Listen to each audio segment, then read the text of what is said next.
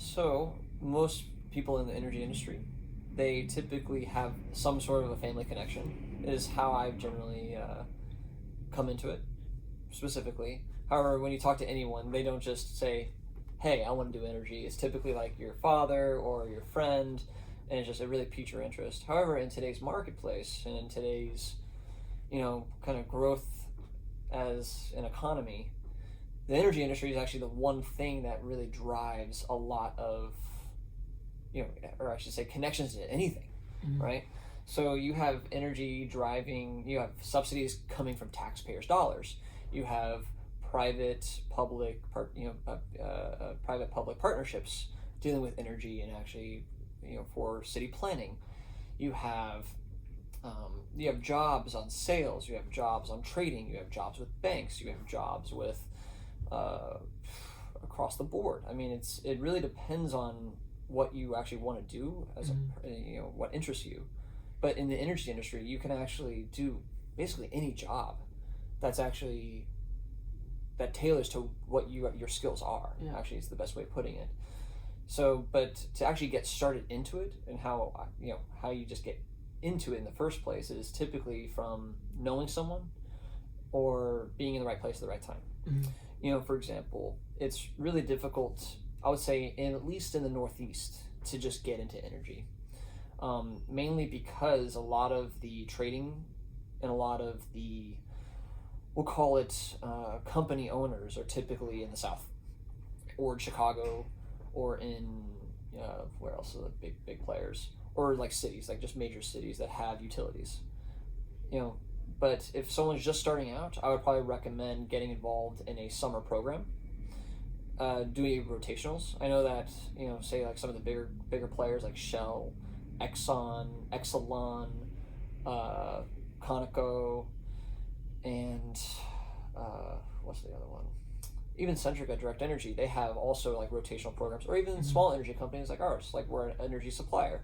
We operate in more of like the mid to downstream for our size of a company. However, bigger ESCOs, say like Direct Energy, they operate both on the capacity level, so at the pipeline management level, to the transmission level, to management of power plants, to management of end users, to pipeline management, to trading, to sales, to retail, commercial, small commercial, wholesale, and even project generation. So like funding of projects, right? So it really kind of tailors to what you actually want to do for you. Also ties to your brand. Are you someone who just wants to be in the workplace, make some money, and go on with your life? Or do you actually want to drive change, be somewhat part of business strategy, and drive change for communities to reduce carbon emissions, go solar, go battery power, find out working for the city. There's so many different directions one could go.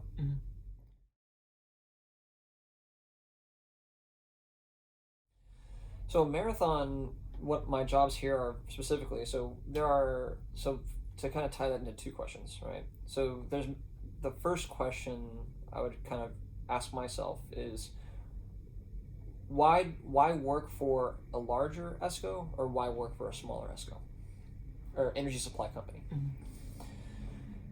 If you work for a larger company, you'll get exposure, but more in a blinded view. Whereas at a smaller company, you'll actually be tasked with much more exposure, but across many different, we'll call it frameworks. So for me specifically, I drive risk. That's my job.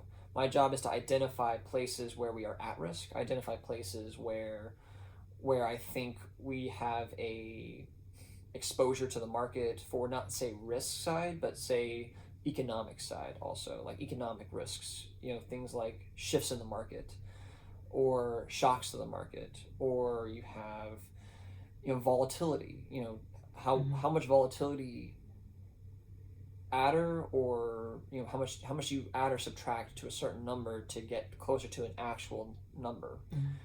How many days open do you sell something before you actually trade it?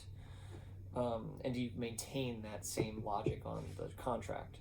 Does the contract language reduce your risk? And if it does, are you actually performing to what the contract says. So that's on the risk side. And then on the system side, I also am more of a gas expert, a natural gas. I do some power, but I'm more of a gas expert. Yeah. So I deal with also pipeline management. I've dealt with asset management agreements, basically, in a nutshell, physical options. I don't know the background of what everyone here is, but if you're in finance and you have a call option or a put option, that's essentially what the entire commodity industry operates under. But on the physical level, so there are agreements between producers, there are agreements between, producers and power plants, there are agreements between producers, pipeline managers, there are agreements between producers and ESCOs. Yeah. And then all these people kind of work together, and then there's physical people who work for the pipelines, like Kinder Morgan on Transco or some of the other ones, and they are, Kinder Morgan, was it TEDCO, Texas Eastern? I always forget. Anyway, you have all these different players who are actually, there's valves literally being turned and making sure that pressures are maintained in these pipes. So when you look at your computer, you're seeing a lot of numbers, but behind the scenes, there are physical molecules or physical electrons being moved from one place to another. And to understand that concept will not only help you for just your growth in general, but also help you understand a lot of what all these other jobs really mean. Mm-hmm. So that's the first question. Big, small, you kind of get a different exposure in terms of that side. And luckily I've had the benefit of both. So I've kind of seen them both. I've worked for 4 ESCOs thus far. And I've been exposed product control, I've been exposed to trading, risk management, I've been a structurer, so structuring some of these larger option type deals with producers, pipeline managers, and end users. I've dealt with even solar projects, wind projects. Diurnal shaping is one of the cool names in the industry, basically shaping power to savings of using something like solar or battery power, right, or wind power. So anyway, very kind of fun stuff. I mean, you can already kind of tell if you're an engineer, there's just a place for you. If you're a finance person, you can be on the trading desk. If you're a risk person, you can start with product control and eventually move into strategies.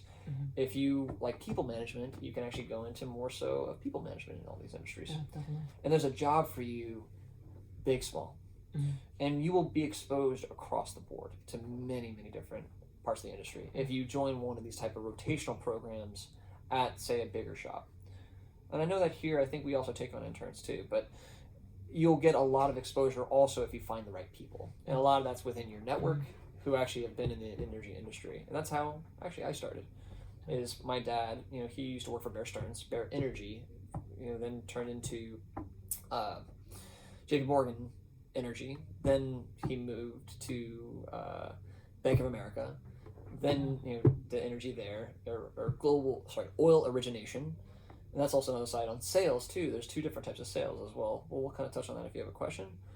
And then you jump a lot. You jump to different roles. You find things that interest you, and then you find that one thing that says, "Wow, this is not only a job, but it's also can be a little fun." But it's still a job. It's still gonna be hard work. If it was fun, they would call it fun. So. Anyway, to kind of get back, what I guess what I'm trying to say is, big, small, you have a lot of options, and I mean, I think I answered mostly all of the question, but specifically, I mean, there's so many directions that you could go. Yeah, definitely.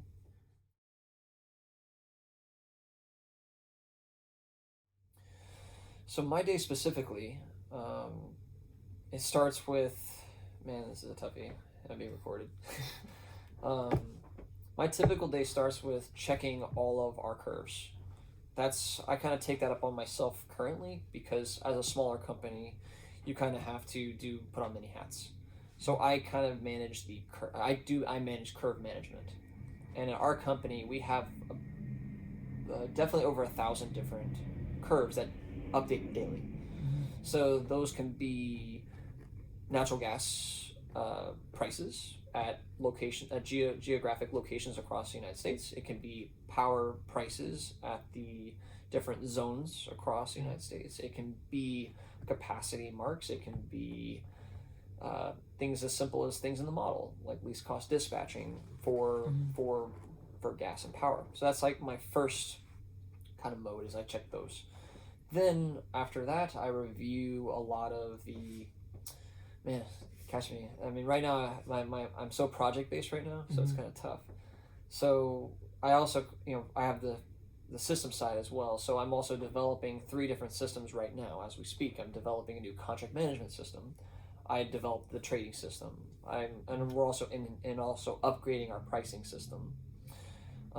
So kind of doing all that at the same time as my day-to-day work. Yeah. And then internally upgrading a lot of our pricing, creating VAR-PAR, value at risk, profit at risk models. That's what I do. And I report on how at risk we are in the market. I then advise trading on every day. So we have a position report that comes out with our dispatch models, and then it says, hey, where we're long short, and per our risk policy, which I created, it says, hey, we can be only this much at risk for these months and this much at risk for other months. Trading group, you need to put on these trades to get us back into our parameters. So that kind of puts us in a risk profile that I'm comfortable with. So that's that, and then just day to day. I mean, it can change every day. Yeah. So on the power side, if we're trying to even upgrade, enter a new territory, then there's tariffs to read. These are 300-page documents from the utilities. Then you have to talk with the pipeline companies. Then you have to talk with our creditor to make sure that all the T's are crossed, all the I's are dotted, to actually get to that next phase of entering into a utility. And then I work with our CFO, who then says when we are ready to enter after all the documentation signed and things like that. So, I mean, all the different pieces kind of flow. Yeah. And then the reporting. I mean, just my day-to-day is kind of never singular. Yeah. It's deal making, it's trade advising, it's risk reducing, it's curve managing. Yeah. It's kind of the best way to Sounds put it. very cool.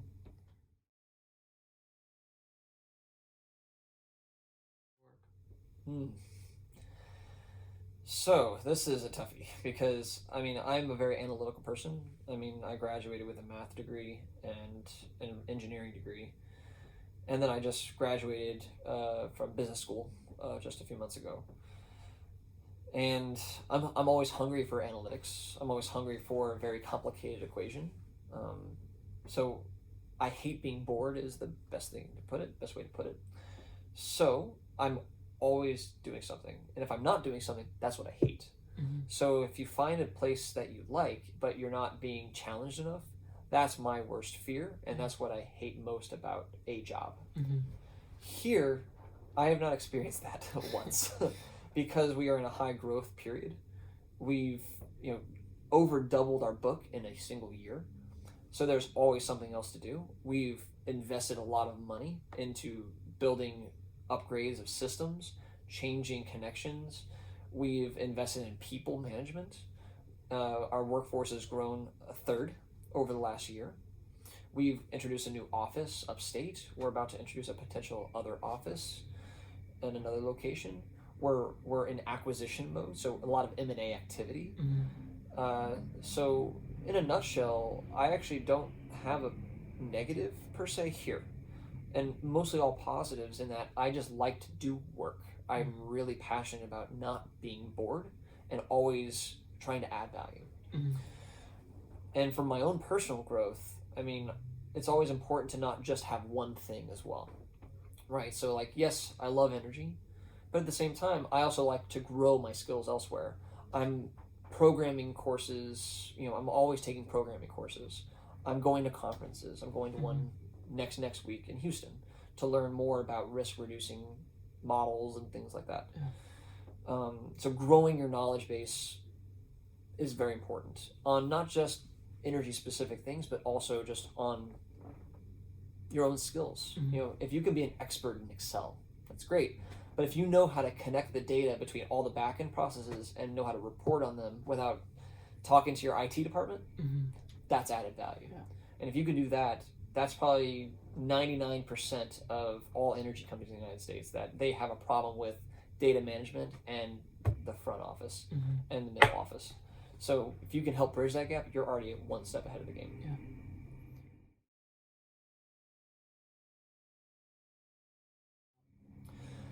So definitely on the risk side, it's very important to understand analytics and statistics. Or sorry, I should say statistics and how do I put it? I actually use most all my skill, like all the things that I've learned. It's a rare type situation because I not only build systems, I manage people, I use my statistical background to build models and VAR models. I'm writing options. I'm advising trading.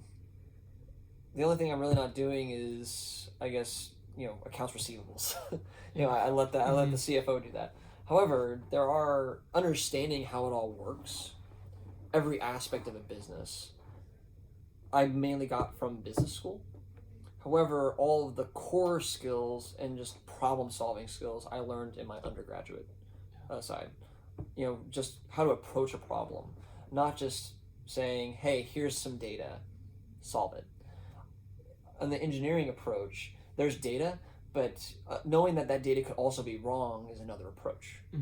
If you're an intern anywhere and they give you a project, always ask questions. Never just say that this is the right data set, because more than not, the people who are giving you the project don't even know really what the correct data is in the first place. Right? So I definitely use every part of my background for sure. Even the boring stuff like from calculus, differential equations. I mean, it might be boring at first, but if you actually get into more on the analytics side, and some of these really complex strategies, say at Goldman, or at BlackRock doesn't do that much that stuff anymore, but say like some other like banks, like if you're going to be on the banking side, on the investment banking side, and you're trying to build the next algorithm to say be better than credit default swaps. That's saying that you found a non-zero arbitrage opportunity from a zero arbitrage hypothetical equation. You're the next billionaire. However, to get there, you really have to understand the fundamentals, and you really have to be cold on every aspect of what you're actually trying to achieve. So, as far as energy is concerned, going into investment banking is a pathway as well, if you know the right pathways to get into for the analyst side for energy specific. But on the ESCO side and on the larger, call it wholesale side, there's a lot of different venues as well. And all the skills that you learn in undergrad, I would think probably engineering pairing with math is probably one of the best combinations, I feel. However, if you also come out with finance and some kind of an analytics minor or statistics minor, that's also like perfect. And you said you knew a lot about natural gas. How did you acquire that knowledge? So this is the big question I get all the time, and there is really no good place to get the information. There's one book by Strum, that kind of gives I forgot I'll send you some book lists, but that kind of shows how it works, shows how the process works, like upstream, midstream, downstream, how producers sell, how there's midstream players that buy and then sell again, there's optimizers of the system, you have different options between every single person, you have models in between, but no one really teaches that. I learned that by doing. I started as an intern at a reinsurance company, actually doing weather derivatives. Then I moved to a ESCO in Houston on the pricing side. I learned from someone that was very good programmatically and also that was very smart in the industry. And then learned from the trading group after I was helping them with some reporting. So I kind of learned about NYMEX trading, or Henry, basically just fixed price spec trading, we'll call it. Then I kind of learned from him, helped him with reporting, helped him with trade management, learned a little bit there. Then eventually moved here to New York. I kind of learned more on the scheduling side, then learned more on the pricing side, modeling, then got into storage. I mean, you kind of acquiring the skills over time. And it really helps to find a mentor to help get you there. Or at least attend seminars and learn. Like, I remember the Energy Club at, I went to Darden in Virginia, and I went to like 2 meetings. And it was great, but they they were just bringing people to speak about their profession. Mm-hmm. They weren't really bringing people in to actually say 101 natural gas, 101 power, 101 trading natural gas, 101 scheduling, 101 sales business strategy management for power and gas, oil even. I mean, it's no one really just gives that information away. You have to really seek it. Yeah.